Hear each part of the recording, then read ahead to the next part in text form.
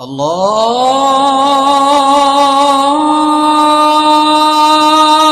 اکبر اللہ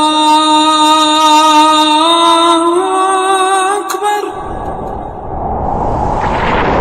نحمده ونصلي على رسوله الكريم اما بعد اعوذ باللہ من الشیطان الرجیم بسم اللہ الرحمن الرحیم السلام علیکم ورحمۃ اللہ وبرکاتہ۔ نبی کریم صلی اللہ علیہ وسلم کا قرض سے پناہ مانگنا۔